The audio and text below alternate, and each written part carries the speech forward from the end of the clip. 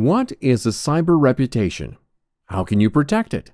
What are the consequences if you have a bad cyber reputation or if you tarnish the reputation of others? The answers to these questions are the subject of this video. This is Justin's personal webpage. He has just shared this photo publicly. His friends and schoolmates recognize it as a humorous reference to a class assignment advocating moderation in alcohol consumption. But, taken out of context, the glass of alcohol in his hand and the somewhat hazy look in his eye leave room for other interpretations by strangers. Your cyber reputation is just that. It is the interpretation people make and the opinion they have about others based on information found in online digital trails, such as written content, videos or photos posted publicly, which can remain online for a very long time. In the future, a potential employer might get the wrong idea about Justin by finding dubious digital trails that could compromise his chances of employment. It is important to make the distinction between your digital identity and your cyber reputation. Your digital identity is all the data that identifies you online. Nowadays, most people you know have a digital identity. You just have to do a simple search on the web using the person's full name to realize this is so. Your cyber reputation is more subjective and relates to the interpretation of your public image that can be made by others. Even though it is difficult to influence your cyber reputation, you can look after it by starting to effectively manage the online applications that you use. Begin in the general settings and find the setting that lets you choose the people who will see your posts, taking into account the public, restricted, or very private nature of the content. The access menus are usually located at the top of the page. This illustration is just an example. Make the appropriate choices in the drop-down list that your application offers.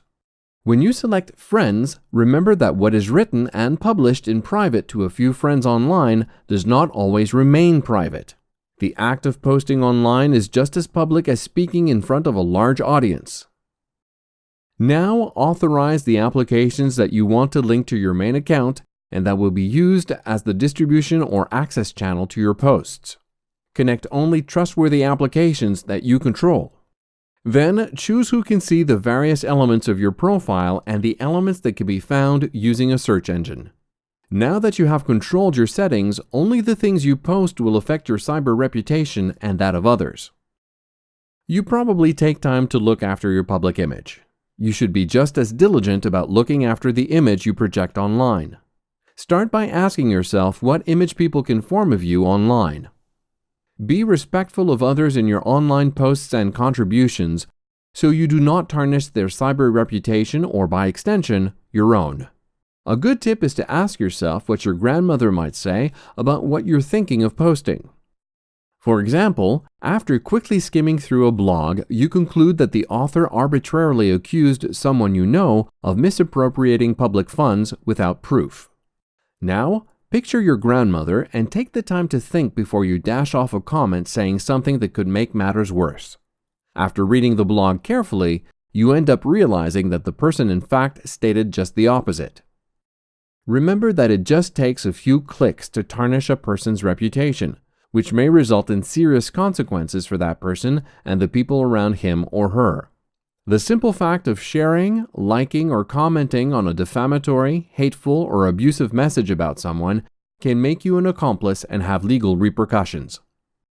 If you are the target of defamation and someone threatens your online reputation by spreading false rumors or allegations about you, do not hesitate to contact the person responsible for this post and ask him or her first to immediately remove the defamatory or false comments. Do not do anything that might be prejudicial to the person. You have a right to denounce this kind of situation. Student services advisors in your institution can provide you with psychological support and help to deal with the problem. You can also access the website kidshelpphone.ca for more information or to get help immediately and free of charge. You will always be responsible for anything you have ever written and posted online.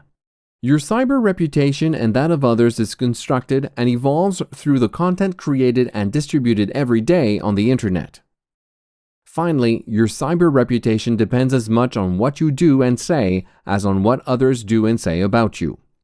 An attack on your reputation can quickly get out of hand and lead to serious psychological consequences. The line between a criticism and hurtful or inappropriate remarks is sometimes difficult to draw.